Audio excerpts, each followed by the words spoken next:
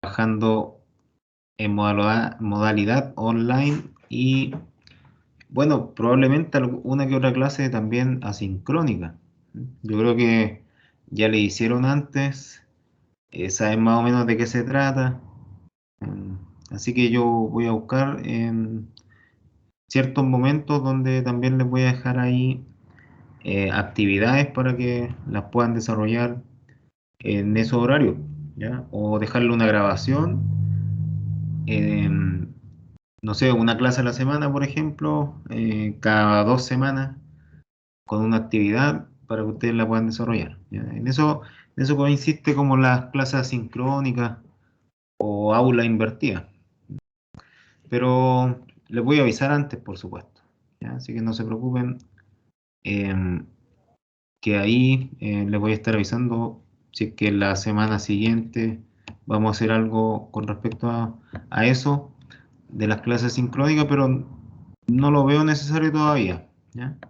Porque hemos avanzado tan poco que para hacer actividades todavía no, ¿ya?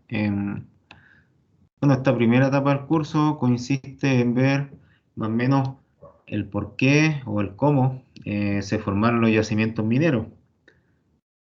Y entonces, todo parte por las condiciones de nuestro planeta y por ser parte del grupo de los planetas rocosos. Desde ahí que em, tenemos nosotros tanta presencia de minerales, ¿ya? Siempre asociados a las rocas van a haber también minerales.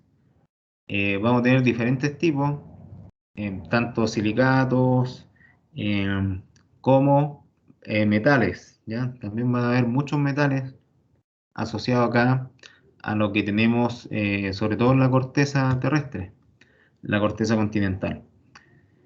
Estos compuestos inorgánicos o sustancias químicas van a ayudarnos a cumplir con muchas tareas también del diario vivir, ¿ya? Desde las ventanas que nos cubren en todas partes hasta también las mascarillas que andamos usando ahora con nanopartículas de cobre, ¿ya? Los minerales son parte fundamental de prácticamente todo lo que nosotros consumimos y que es inorgánico. Vamos a partir de lo más básico, que es conocer la estructura interna de la Tierra, de nuestro planeta. Entonces, para conocerla, tenemos dos tipos de modelos. Uno es el estático o geoquímico, como también se le conoce. Em, ¿Qué es lo que hace? Básicamente este modelo es ver una perspectiva desde el punto de vista de la composición química que tienen las rocas y en determinados sectores de la estructura interna del planeta. Y entonces, a partir de eso, va a hacer una diferencia entre eh, la composición química que se da en la corteza, la que se tiene en el manto y también la que se da en el núcleo. Ya en general, los elementos químicos los podemos encontrar prácticamente en todos los sectores de nuestro planeta, pero van a haber algunos elementos químicos y minerales que van a predominar ciertos lugares por sobre otros, ¿ya? Entonces, de esa forma, este modelo se va a consolidar. Ya, por ejemplo, si vemos corteza continental versus corteza oceánica, nos vamos a encontrar con algunas diferencias, no son muchas, como por ejemplo el espesor que puede llegar a tener una frente a la otra. Ya en la corteza continental puede llegar a tener hasta 70 kilómetros, dependiendo de la zona de la que estemos hablando o evaluando. Y por su parte, la corteza oceánica va a llegar hasta más o menos 8 kilómetros su espesor. Entonces acá también vamos a tener que la corteza oceánica va a ser más densa que la corteza continental. ¿Ya? Si bien es cierto, la diferencia no es mucha, pero de todas formas, esos 0,3 gramos por centímetro cúbico que las separan van a ser parte también importante de la teoría de la tectónica de placas.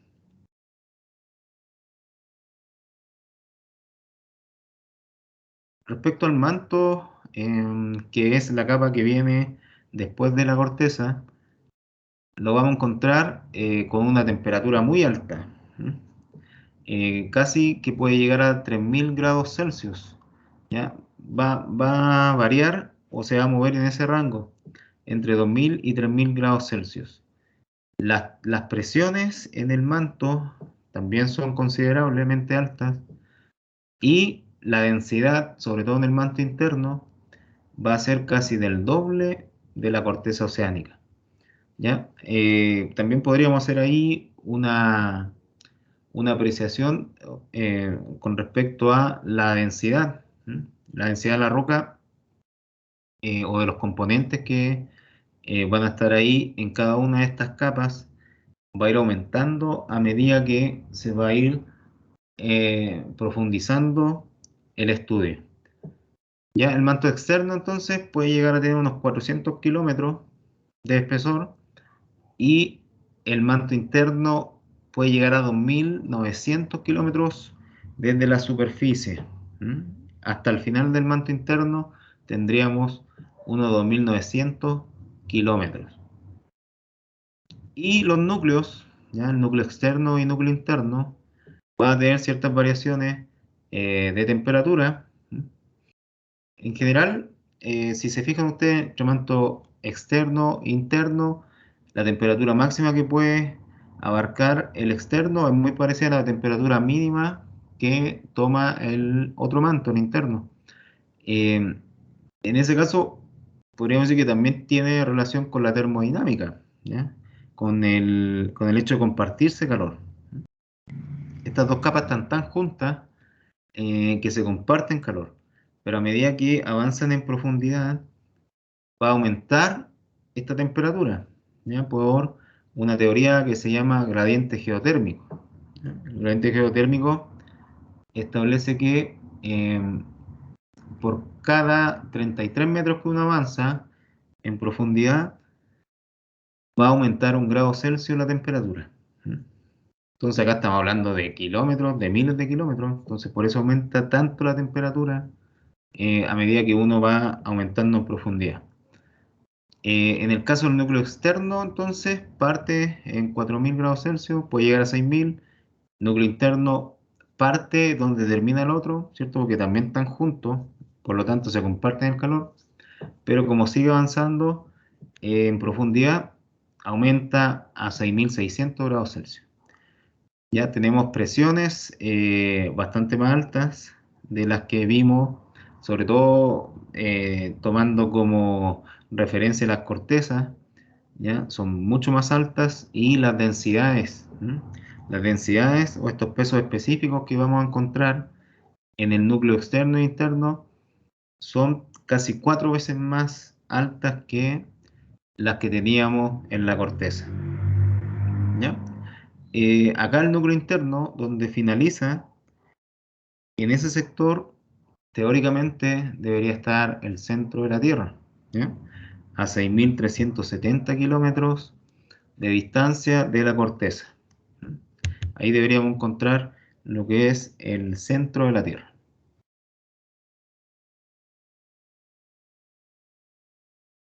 Respecto a la cantidad o al aporte que hacen, eh, si lo comparamos en términos de proporciones respecto al total, vamos a tener que la corteza, tanto continental como oceánica, solo van a ser parte del 0,5% de la masa de la Tierra. Y lo otro es que en esta zona de la corteza vamos a tener mucha diversidad de minerales, ¿ya? Sobre todo en la corteza continental. ¿Ya? Van a llegar minerales que se encuentran sobre todo en el manto, van a migrar hacia la corteza y de esta forma se va a ir enriqueciendo y también formando distintos tipos de yacimientos. Aparte, el manto va a sumar en proporción un total de aproximadamente el 60% de la masa de toda la estructura interna de la Tierra. Ya podríamos decir que la corteza entonces es como la cáscara del huevo. ¿Mm? Esa es como la sumatoria en peso que tiene respecto a el total. En cambio, el manto sería como la clara, la clara del huevo, el 60% de la masa. Y en este caso el núcleo sería como la yema, que va a aportar un porcentaje menor también. Viéndolo desde un punto de vista mineralógico, ¿qué va a abundar en esta capa, que va a ser el manto? En, en el superior van a abundar lo que son los olivinos y los piroxenos, y en el inferior va a haber más abundancia de silicatos, ¿ya? Silicio, magnesio y también oxígeno van a ir formando lo que son los silicatos, principalmente los óxidos de silicio, ¿m? O el cuarzo, como lo conocemos nosotros de forma más recurrente. ¿M?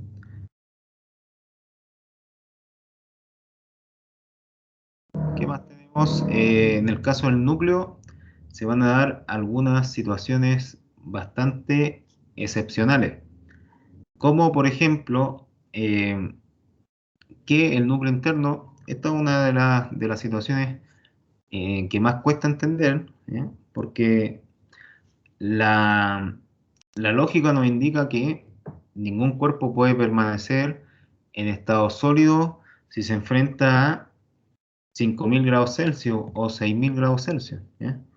Es como ilógico pensar que un cuerpo se va a mantener sólido, pero eso se da en el núcleo interno, ¿ya? El núcleo interno es sólido y el núcleo externo es líquido.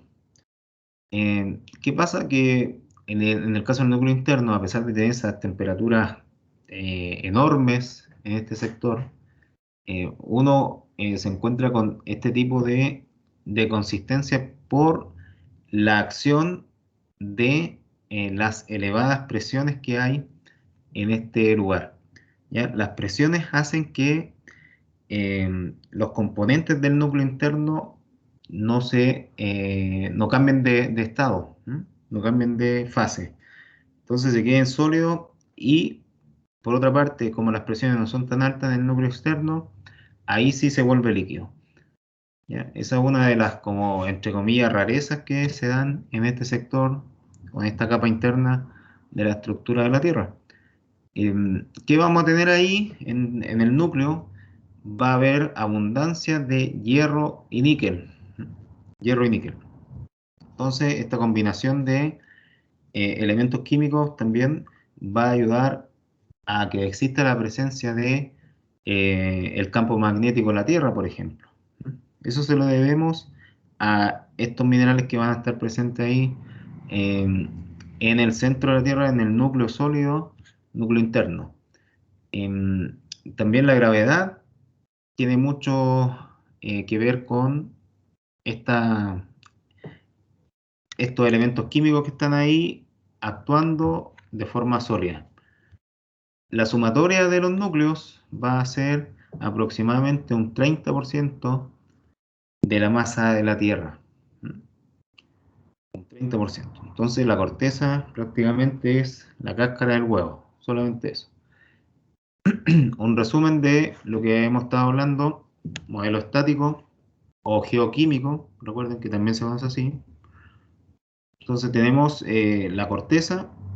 Acá se dan estas diferencias que pueden llegar a ser de 70 kilómetros en la corteza continental. Esto también se da porque hay una teoría que se llama raíces de montaña. Entonces, dice que en los sectores donde hay como elevaciones o se alcanzan pic de altura, eso también en su lado opuesto va a ser de la misma forma. Entonces, en estos sectores se puede llegar a alcanzar los 70 kilómetros, que eran los máximos que podría llegar a tener de espesor la corteza terrestre. Em, Acá tenemos una zona que se llama astenósfera. En general, todo el comportamiento del manto lo vamos a tener como plástico, ¿ya? Así se va a comportar, ni líquido ni sólido, ¿ya? Sino que va a ser como una sustancia eh, similar o de una consistencia plástica, entre sólido y líquido. Así va a estar el manto, sobre todo esta zona de acá que es la astenósfera.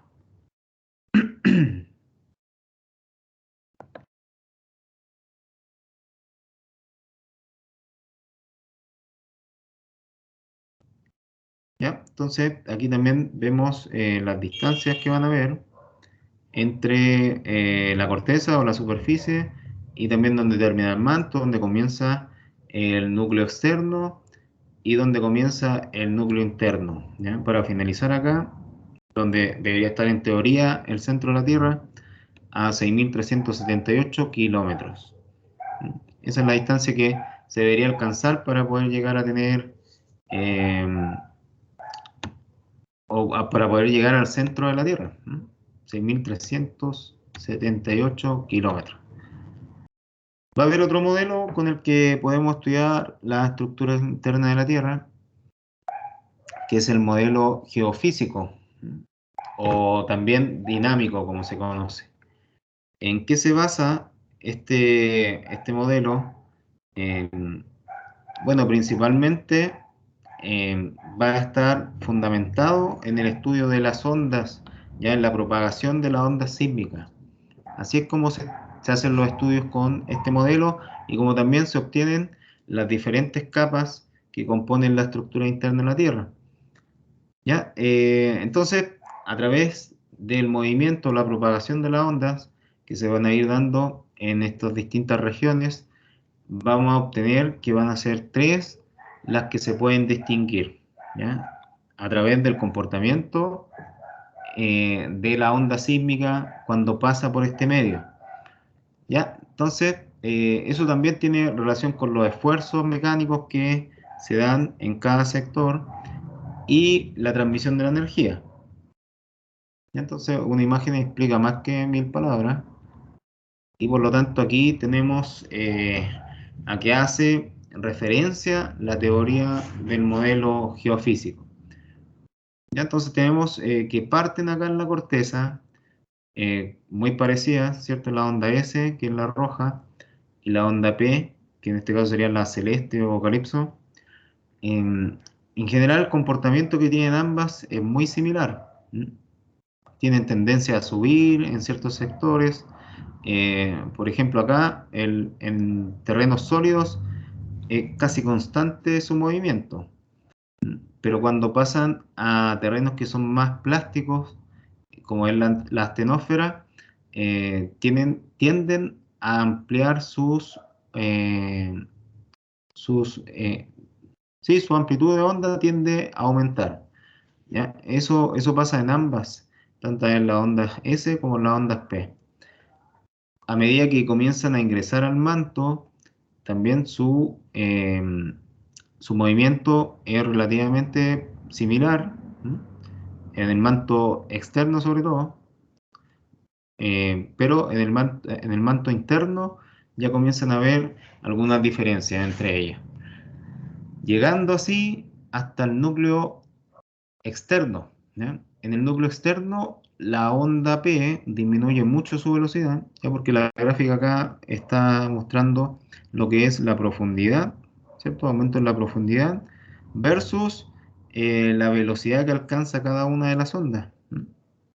Entonces, cuando llegan al núcleo externo, la onda S tiende a desaparecer. ¿Mm?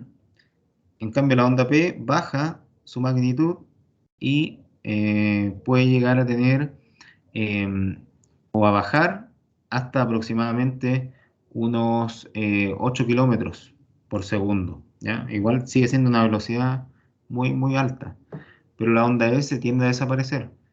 ¿Por qué creen ustedes que pasa eso?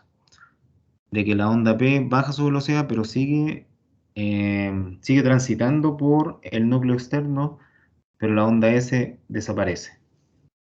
¿A qué se debe eso según lo que ustedes podrían explicar o argumentar en base a qué?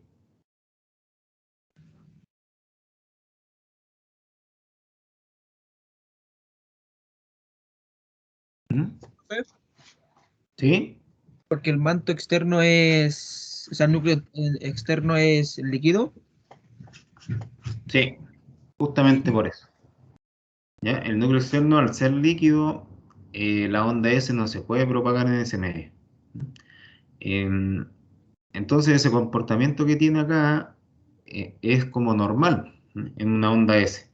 Después, cuando vuelve a ser núcleo interno sólido, vuelve a aparecer la onda S y tiende también a aumentar su velocidad de propagación. ¿Ya? La onda P, por su lado, prácticamente lo mismo.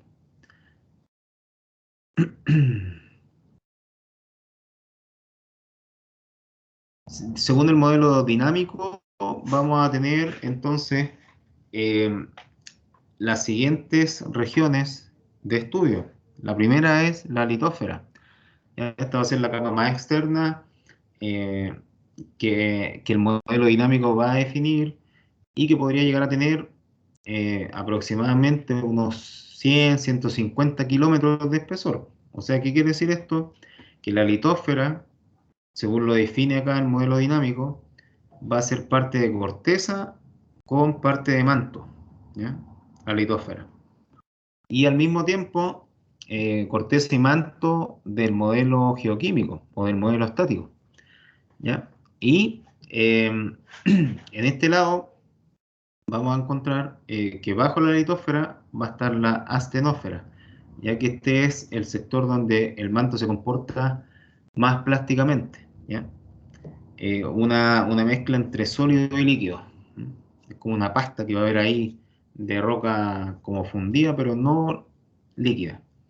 Entonces, en este caso, ¿qué va a estar haciendo la corteza principalmente y la litósfera? En el caso del modelo dinámico, va a estar reposando sobre la astenósfera, ¿ya? Tal como lo hacen ustedes cuando van a surfear a las playas. Ahí van a estar descansando en la ola. Eh, lo mismo están haciendo estas placas, ¿ya? En la astenósfera. Eso va a provocar, de cierta forma, que las placas tengan un movimiento, ¿ya? La diferencia de los medios que están interactuando acá, ¿ya? Esto es uno sólido que está reposando sobre uno plástico, ¿ya? Que tampoco podemos decir que es líquido, pero que sí permite que haya movimiento.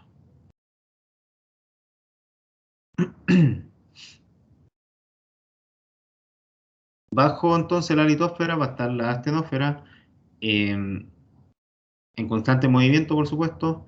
Em, Aquí se va a generar también lo que es la producción de el magma, ¿ya? Vamos a encontrar que en cierto punto, ¿ya? Aproximadamente unos 100 kilómetros, el magma va a comenzar a producirse. O sea que vamos a tener destrucción de corteza oceánica y, por lo tanto, al destruirse también se va a estar creando corteza continental, ¿ya? Como que le va a transferir parte de lo que tiene la corteza oceánica a la continental, pero en forma de magma o de lava, ¿ya? Eso se va a dar aproximadamente a 100 kilómetros de profundidad.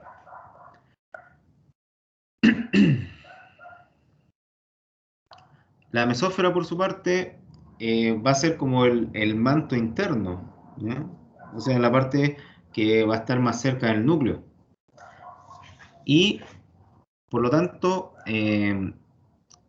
este manto o esta capa no va a generar interacción con la corteza y vuelve a comportarse, perdón, de una forma más sólida, ¿ya? El manto.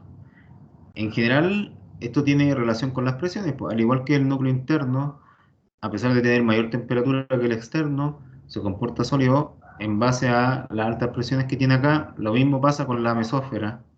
¿Y por qué no tiene ese comportamiento plástico que tiene la astenósfera? Es básicamente porque hay más presión también en este sector. Entonces va a haber un comportamiento rígido, ¿ya?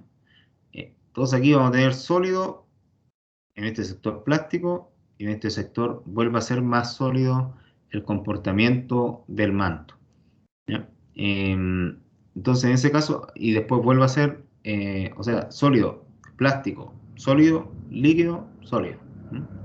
Bien, se dan diferentes situaciones, principalmente por el intercambio de temperatura y de presión. Entonces en el núcleo vamos a tener también que tomar en consideración las distancias que se tienen acá. Entonces a 2.900 kilómetros va a llegar lo que es la mesósfera, según el modelo dinámico. Va a coincidir también bastante con lo que tiene el manto en el modelo estático, ¿ya? Vamos a avanzar después 3.400 kilómetros más, que va a ser el espacio que va a ocupar el núcleo, tanto externo como interno, en este sector, ¿ya? En cuanto a distancia o a profundidad, se alcanzan más donde está el núcleo externo e interno que en la corteza y el manto, ¿ya? Pero como este sector tiene un arco mayor, eso es lo que hace que el manto tenga un 60% versus un 30% solamente del núcleo. Y aquí está el resumen de ambos modelos, ¿cierto? Con la corteza, el manto superior, ¿ya? Manto superior que va a coincidir entonces con la astenósfera en el modelo geofísico. Manto inferior que coincide con la mesósfera del modelo geofísico o dinámico.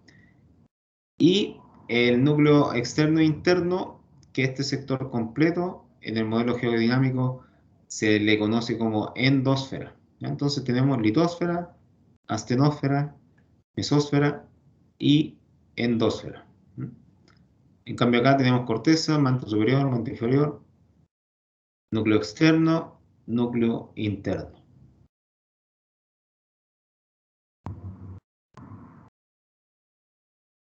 ¿Qué otras cualidades presenta la corteza continental? Bueno, ahora vamos a comenzar a ver más desde un punto de vista minero estas condiciones que se dan de la corteza, porque vamos a encontrar que acá se pueden generar rocas volcánicas eh, de enfriamiento rápido, como son los basaltos, y también plutónicas va a tener la corteza oceánica en toda su extensión, que van a ser estos gabros, rocas plutónicas o de enfriamiento lento, ¿ya? Que se dan más en profundidad y que por lo tanto, al estar alejados de la superficie, permite también su recristalización y un proceso más lento, pero más enriquecedor del mineral, ¿ya? Esto también se conoce como rocas extrusivas y rocas intrusivas. Acá, en general, la corteza oceánica se comporta relativamente constante en cuanto a su espesor, ¿ya? Solo vamos a encontrar cambios cuando nos encontremos con cierto tipo de llanuras o dorsales o fosas, ¿ya? Solo en esos casos vamos a encontrar que su espesor se va a ver eh, un poco ahí variado con respecto a el promedio que en general tiene, que son 8 kilómetros, ¿ya? Ese es como el promedio de espesor de la corteza oceánica. Respecto a la corteza continental, esta va a estar formada por rocas muy variadas, ¿ya? Muy variadas, entonces no hay algunas que sean más predominantes que otras, a excepción de las rocas metamórficas, que en la profundidad sí que van a ser predominantes, ¿ya? Ese tipo de metamorfismo se va a dar por contacto Entonces eso va a dar por consecuencia que en ese sector, en la parte más profunda de la corteza continental, las rocas metamórficas sean más predominantes que la ígnea y que la sedimentaria.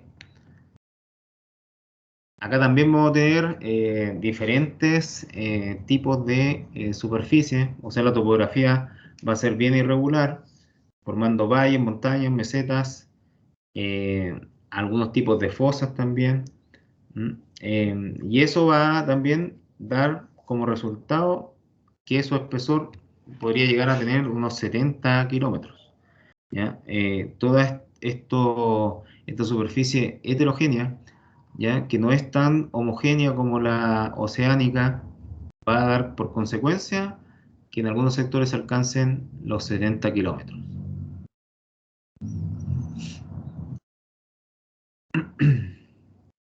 ¿Qué otras diferencias podemos encontrar? ¿Me iban a hablar, chiquillos? ¿O no? ¿No tienen alguna duda, consulta o algo que comentar?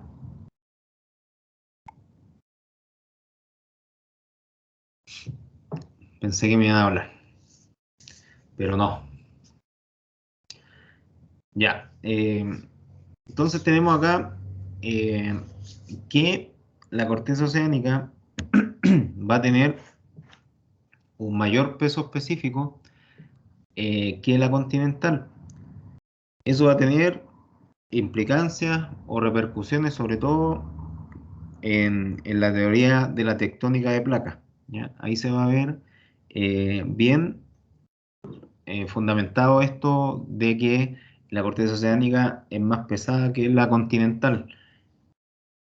Vamos a tener también que una es relativamente más joven que la otra, la oceánica, es más joven y también algo que nos interesa a nosotros sobre todo es la presencia de sílice que va a tener la corteza oceánica versus la continental. Ya la corteza oceánica es pobre en sílice, en cambio la corteza continental es rica o abundante en sílice. ¿Ya? Por eso también encontramos tanto cuarzo en los yacimientos, sobre todo en los yacimientos que tenemos acá en Sudamérica. ¿Ya? Mucho cuarzo proveniente de esta abundancia de sílice que se da en la corteza continental.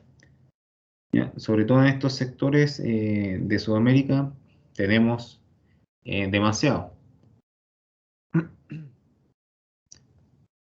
Este cuadro o gráfica, como lo quieran ver, tiene relación con lo que pasa en la profundidad cuando la corteza va a llegar a cierto punto, aproximadamente unos 100 kilómetros de profundidad, se va a comenzar a fundir. O sea, la roca se va a derretir.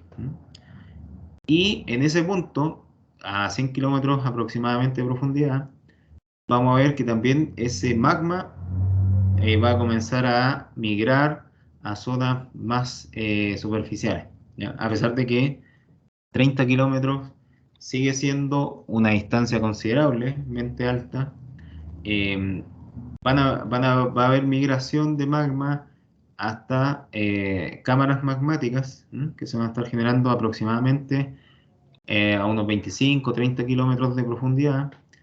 Desde ahí hacia arriba se van a crear y van a llegar algunas bien cerca de la superficie, ¿ya? A menos de 10 kilómetros. Eh, También van a haber más migraciones de estas cámaras magmáticas formando algunos depósitos que se llaman stock. ¿Ya? ¿Esto por qué tiene importancia en términos de yacimiento?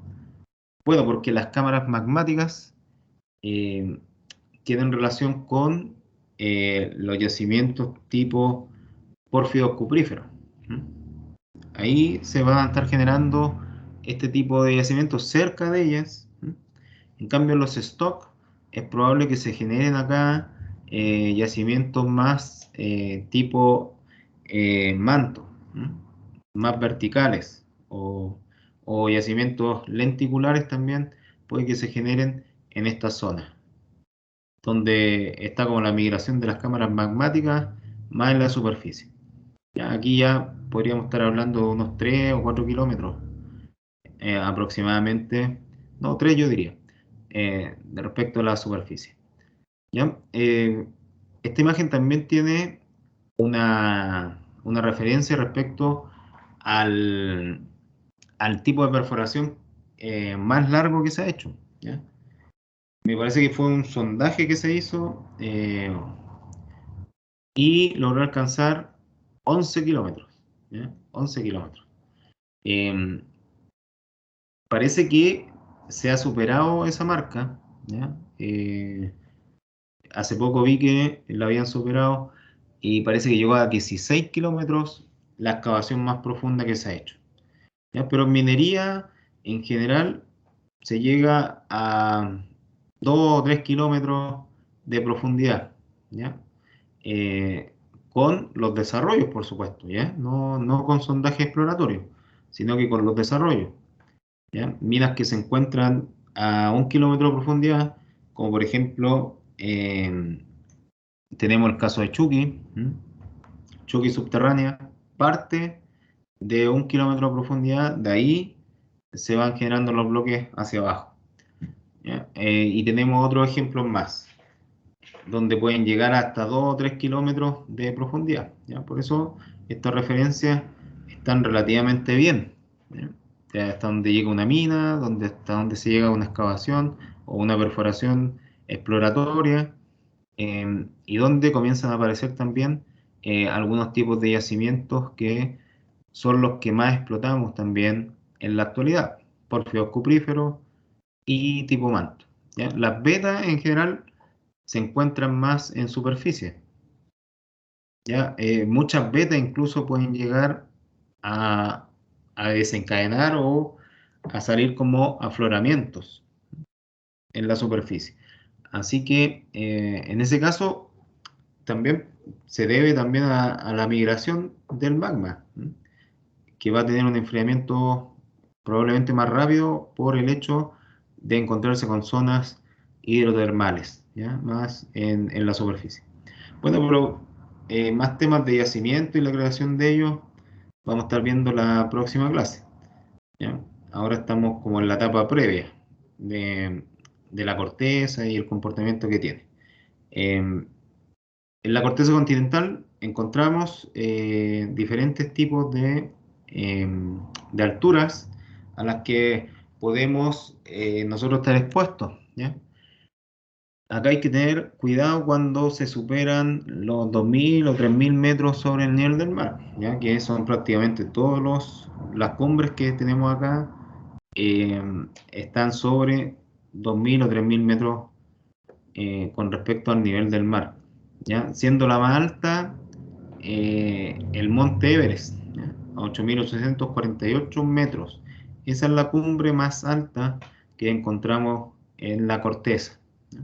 O en la superficie de la Tierra, el monte Everest. El Aconcagua lo encontramos en Argentina, 6.962 metros, y hay varios volcanes y montañas que están cerca de este valor. ¿Ya? Acá en Chile tenemos varios, sobre todo en el norte, pero no alcanzan a llegar a los 6.900 metros, ¿ya? Llegan a 6.500, 6.600. Podrían estar, por supuesto, en este ranking, ¿ya? Pero como que se está eligiendo el más alto de cada zona, ¿ya? Entonces, de Asia, Sudamérica, Norteamérica, África, Europa, Antártica, Australia, etcétera, ¿ya? Pero nosotros tenemos varios volcanes y cerros que están cerca de los 6.500 metros sobre el nivel del mar. Y varias faenas también que se encuentran sobre los 3.000 metros con referencia al nivel del mar. Eso genera problemas, ¿ya? Genera problemas en tanto de salud como también en algunos casos emocionales, ¿ya? O psicológicos, porque hay personas que no son capaces de soportar esas condiciones de trabajo. ¿Ya? Pero principalmente de salud, de que el cuerpo se ve con estos cambios repentinos que no logra asimilar en corto tiempo. Ya por eso tiene que haber un periodo de aclimatación en la altura. Se generan las punas, y esto se debe básicamente a la pérdida del porcentaje de oxígeno. Ya cuando estamos al nivel del mar, nosotros alcanzamos la mayor cantidad de oxígeno que podemos absorber, un 21%. Ya a medida que avanzamos en altura, vamos a ver que el porcentaje de oxígeno se va a ver disminuido. Ya en algunos casos puede llegar a ser inferior al 17%, que es donde uno ya comienza a tener consecuencias negativas en su cuerpo.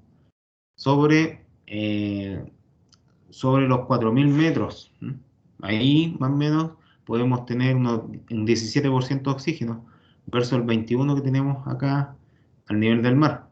Ya por eso también los médicos a muchos enfermos les dicen que se vayan a la playa un tiempo a vivir, porque ahí están las mejores condiciones de niveles de oxígeno, y eso le hace bien a nuestro cuerpo. ¿Ya? En la altura es todo lo contrario, pero uno se puede adaptar bajo ciertas condiciones. Ya sobrepasando los 6.000 metros, la verdad es que es muy difícil acostumbrarse a esas condiciones tan extremas, eh, y ya la vida se ve puesta en peligro. ¿Ya? Ahí ya el nivel de oxígeno es tan bajo, podría llegar a ser incluso, por ejemplo, acá en el Monte Everest, de 10 o 12%. Ya con eso, o sea, uno necesita respiración artificial. Ya con lo que hay en la atmósfera, a este nivel de altura, no nos alcanza. Entonces tenemos que recurrir a un tipo de respiración artificial. Y si no la tenemos, bueno, nada que hacer. Hasta ahí nomás llegamos. Por eso hay que tener ojo con estos cambios en la elevación. ¿Ya? No es bueno estar bajo estas condiciones si uno no se puede aclimatar o ambientar a estas circunstancias. En ese caso, mejor buscar una faena que esté más cercano de los 2.000 o 3.000 metros sobre el nivel del mar. Eh, por ejemplo, Chucky está a 2.200, creo, más o menos. Sierra Gorda también anda por ahí. En ese sector hay faenas que no nos van a provocar tantos problemas como si otras como Caserones.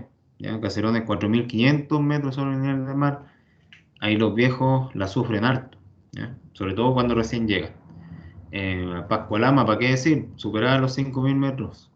Eh, bueno, ya no está en operación y parece que ya nunca va a estar en operación.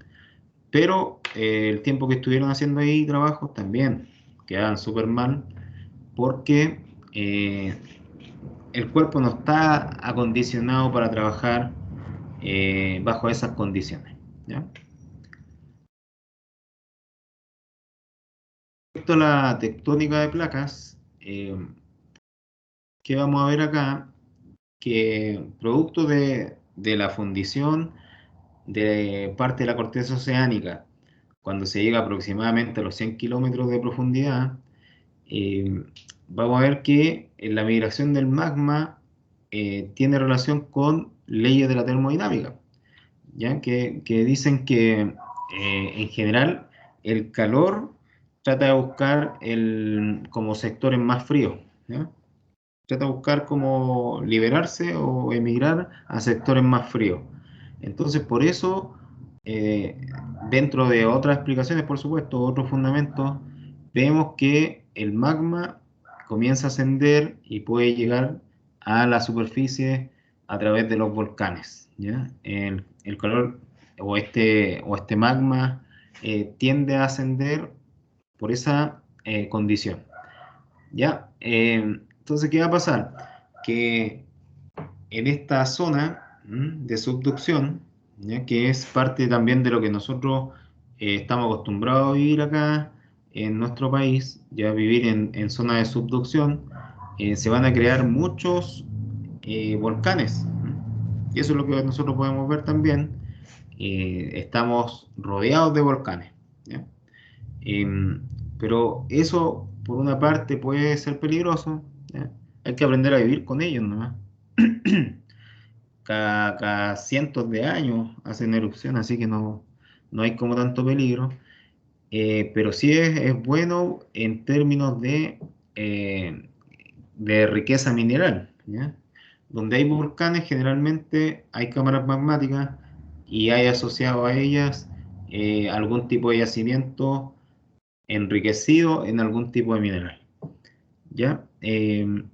Así que eso es súper positivo para nosotros como mineros.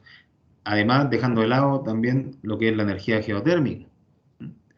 Otra de las renovables no convencionales que podríamos eh, estar a la vanguardia mundial, así como lo queremos hacer con la energía solar, ¿no? También lo podríamos hacer con la geotérmica. Tenemos muchas condiciones en nuestro país en las cuales podemos eh, tener muchas ventajas con respecto a otros países donde no se dan estas condiciones de vida. ¿Por qué se da esta zona de subducción acá en Chile? Básicamente es porque la placa de Nazca, al ser una corteza oceánica, y la placa sudamericana, al ser una continental, y al estar opuestas, esta en su movimiento, ¿ya? Una va hacia la derecha, la otra va hacia la izquierda, una tiene que pasar por debajo de la otra. Y como vimos antes, la corteza oceánica pesa más, es más densa. Entonces, por lo tanto, esa tiende a subductarse o pasar por debajo de la placa sudamericana. En ese caso, vamos a tener acá la leyenda de las zonas de subducción, ¿ya? Acá tenemos, bueno, Chile sacó el premiado, entonces a lo largo prácticamente de todo su territorio tiene esta zona de subducción. Después le sigue Perú, ¿cierto? Parte del centro, acá. Después se retoma nuevamente esta zona de subducción en Norteamérica y sigue hasta Asia, ¿cierto? Pasando también por un sector de Australia. Bueno, todo esto es parte del cinturón de fuego del Pacífico, ¿no? Em, y las zonas de subducción son las que dan mayores inconvenientes, o más que inconvenientes, son las que liberan la mayor cantidad de energía cuando hay movimientos telúricos, ¿ya? Siempre los picos de liberación de energía se dan en este tipo de tectónica de placas, ¿ya? Cuando hay zonas de subducción. Eso lo hemos visto acá en Chile, ya con terremotos sobre 8,5, 8,8, 9, 9,5. Ya, en Japón también lo han visto, lo han sufrido, eh, con terremotos y temblores de un alto grado de liberación de energía según la escala de Richter. Entonces,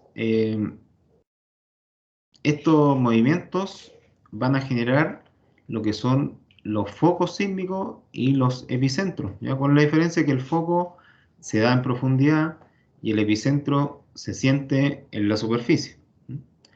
En el caso de las placas con este tipo de movimiento de subducción, vamos a ver que la fricción que produce una sobre otra va a ser tal que se va a acumular mucha energía, ¿ya? Se va a acumular mucha energía. Entonces, cuando esta energía se libere, básicamente es cuando se desenganchan una de la otra, ¿ya? Porque esa energía que van acumulando es a medida que se van moviendo y quedan atrapadas, ¿ya? Estas placas. O sea, aquí como que se genera un gancho en alguno de estos sectores y como sigue el movimiento, se sigue ahí acumulando energía. Entonces, el momento en que esa energía se libera, las placas tienen un movimiento bastante potente, libera mucha energía en ese momento, y esta placa continental tiene la tendencia a levantar esta zona. Se levanta esta zona cuando esta placa baja. Y cuando esta zona se levanta también el océano. Entonces ahí se generan los famosos tsunamis. ¿Ya? Y esos son los más complicados desde el punto de vista de la pérdida de vida humana y también de destrucción. ¿Ya? Los tsunamis, mucho más que los terremotos.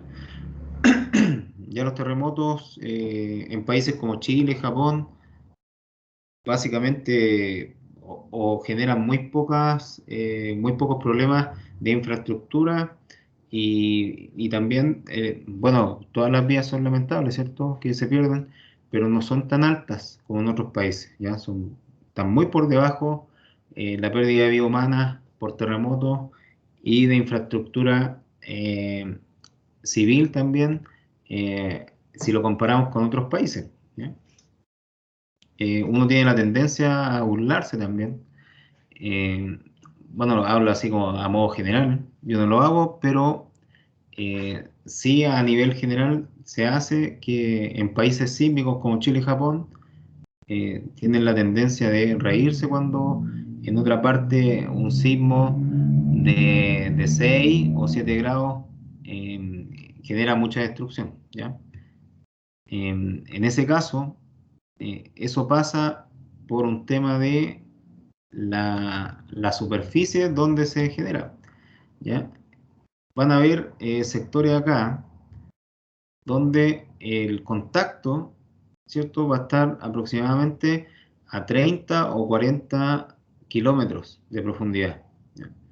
En cambio, en otros sectores, como por ejemplo una falla transformante, que puede generar también un movimiento sísmico, ahí podríamos tener el epicentro o el foco tan solo a 5 o 6 kilómetros.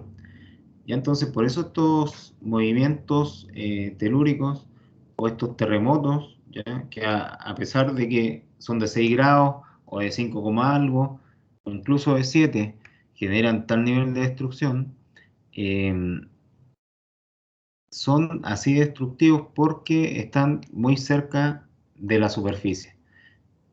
Ya no es porque esos países no estén preparados para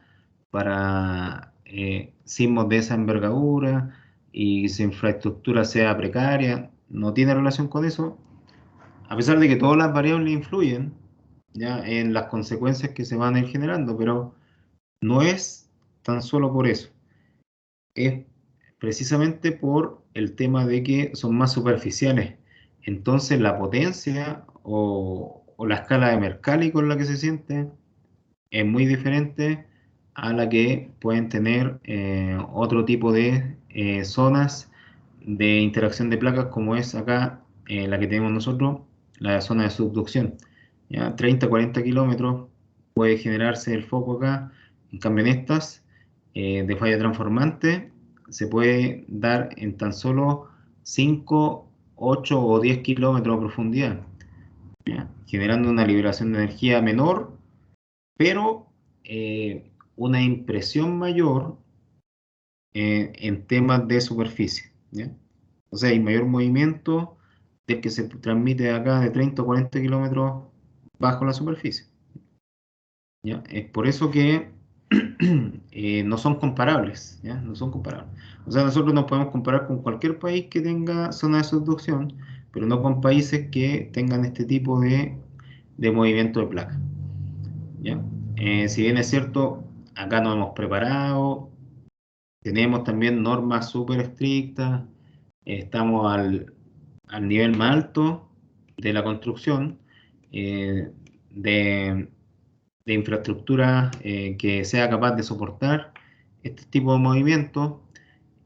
Otros países también lo han hecho y aún así tienen la tendencia a fallar porque es más complejo este tipo de escenario, ¿ya?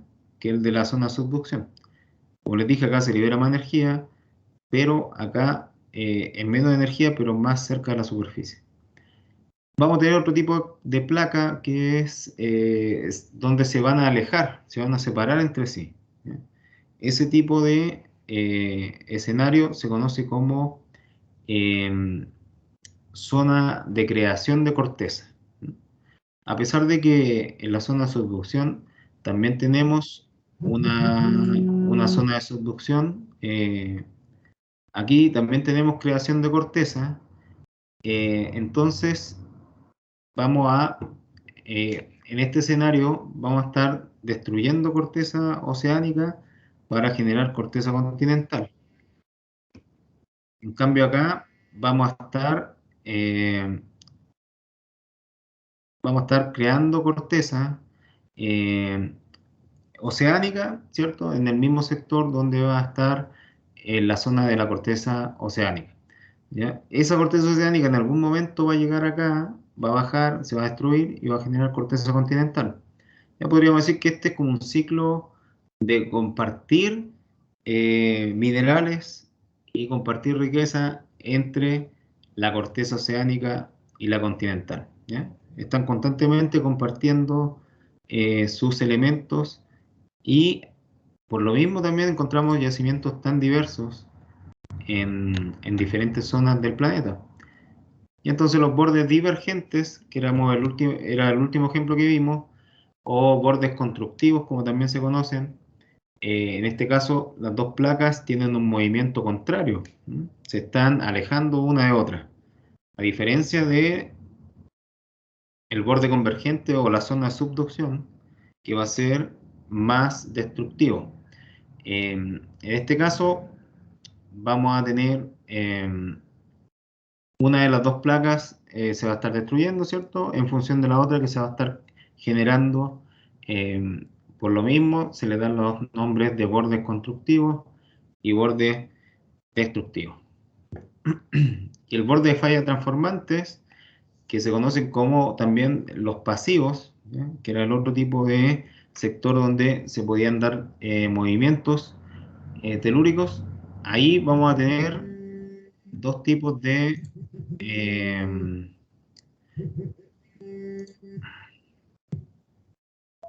ay, perdón, pero a alguien se le ocurrió justo llamar ahora que estoy acá.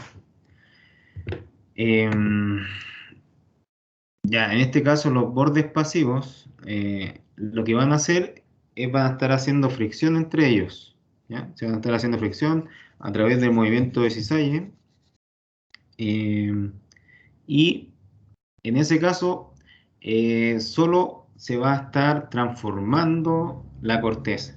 Ya no se va a estar creando ni destruyendo, ¿ya? Se va a estar transformando. Entonces, en este caso, el desplazamiento lateral de una con respecto a la otra igual va a generar movimiento sísmico y va a generar también transformación de corteza. De corteza, no creación de corteza. Ya en este caso, zona de subducción nuevamente, aproximadamente 100 kilómetros de profundidad, migración del magma, creación de cámaras magmáticas, ¿cierto? Este volcán está activo, este volcán no está activo porque ya vació su cámara magmática. O sea, ¿qué tiene que pasar acá? Tiene que esperar a que en algún momento se llene nuevamente para que pueda activarse, ¿ya? En cambio, este está en plena activación. ¿Qué pasa? Que cuando hay un tipo de movimiento telúrico que también se puede generar porque los volcanes forman parte de este escenario, acá el movimiento sísmico se genera porque el magma interactúa con agua subterránea, ¿ya? Entonces, en ese caso, el agua pasa de estado líquido a gaseoso y el gas tiene la tendencia a liberarse mucho más rápido. ¿M? Entonces va a buscar una forma de salir y en ese caso lo va a hacer a través de la erupción volcánica. Ya por eso hay volcanes que se comportan de forma bien pasiva, que prácticamente están tirando lava todo el año y otros que están dormidos y de repente despiertan como una olla a presión, ¿ya? Que tira la tapa lejos y se liberan todos los gases y la energía que estaba acumulada en ese sector. ¿Ya? Cuando hay movimientos sísmicos del tipo volcánico, son diferentes a los que tenemos por condición de placa, ¿ya? Son muy diferentes. También su liberación de energía es bastante más baja, pero la apreciación de Mercalli puede ser similar, ¿ya? O sea, en Richter hay mucha diferencia entre esta liberación de energía y la que tenemos acá, pero en Mercalli puede que anden relativamente cercanos, ¿ya? Desde ese punto de vista. Borde divergente, se separan las placas, se enfrían rápido, se generan basaltos en este sector, eh, y se va generando constantemente una nueva corteza.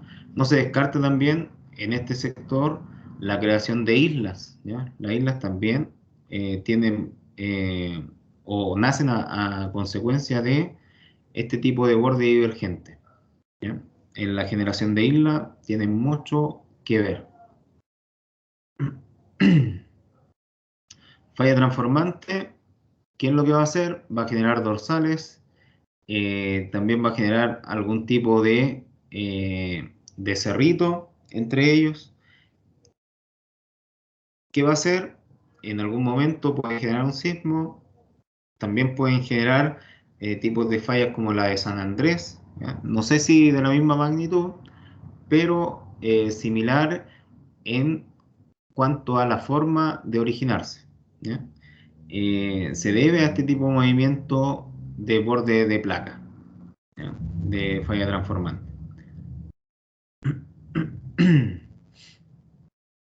Ya, chiquillos, así que, bueno, eso es en cuanto a la parte previa o la génesis de la creación o la formación de los yacimientos mineros, ¿ya? Todo parte ahí con la interacción que hay entre los distintos tipos, o sea, la estructura interna de la Tierra en general, y también en relación con lo que vamos a tener de la migración del magma y la combinación entre ellos para ir formando los yacimientos que nosotros como mineros vamos a tener que explotar, ¿ya? En la próxima clase vamos a ver cuáles son los tipos de yacimientos más comunes, por qué son los más comunes y por qué trabajamos con ellos, cuál es la mejor forma de explotarlos y también vamos a ver en qué condiciones se generan con respecto a ciertas condiciones que ya vimos hoy. ¿M? Si hay un volcán cerca, es bastante probable que haya este tipo de yacimiento, ¿ya? Si hay un volcán más aguas que van a estar en formato em, se me fue de termas, eso. Se me fue la definición. Si hay termas cercanas y también un volcán con presencia de volcán, va a haber otro tipo de yacimiento que es muy probable que se va a formar en ese sector, ¿ya? Todo eso lo vamos a estar analizando y evaluando la próxima semana y bueno, y las siguientes también, ¿ya? Porque como que todo tiene relación con lo que vamos a ir viendo anteriormente. Ya, chiquillos, así que